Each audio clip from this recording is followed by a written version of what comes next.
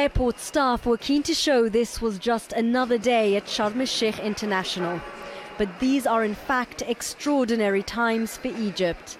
The growing possibility that terrorists were responsible for bringing down the Metrojet flight last weekend will have profound consequences here. Already tens of flights have been cancelled, stationed on the tarmac until further notice. This after the British government advised against all but essential travel through Sharm el Sheikh airport. The Prime Minister says he acted on intelligence and advice he was given.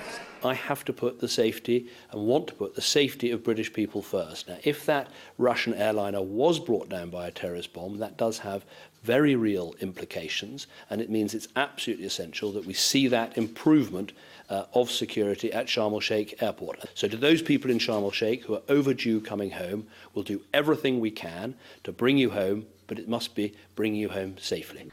But it's the confusion that's making people here angry, and what felt like a very sudden sense of urgency to ground the flights.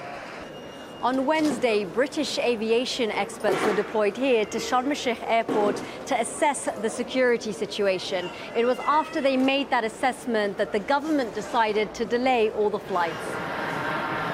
The move left thousands of British holidaymakers without a flight home.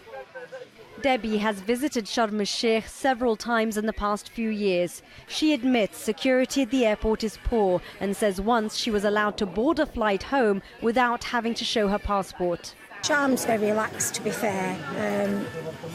The security is minimal, to say the very least. It does need to be tightened up, in fairness, but it wouldn't put me off coming back at all. She certainly wasn't the only holidaymaker who felt security needs to be tightened. I've had 2 or 3 bottles of water, plus I had rolls, and they went through my rucksack, scanned it, and no one said nothing. It wasn't taken out or you can't have this or can't have that. So it's quite relaxed, really. But there was a suitcase left unsupervised for about 5-10 minutes, and we said to the security, and they just stood and sort of looked around. Meanwhile, Russian and Egyptian investigators are continuing to look for traces of explosives at the crash site where more than 200 people were killed. Both governments insist it's too early to determine what brought down the plane and called the UK's response premature. We'll let you know which coast you're going on.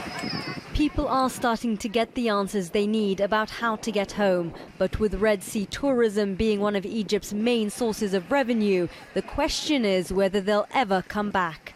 Shireen Tadros, Sky News, Sharm el Sheikh.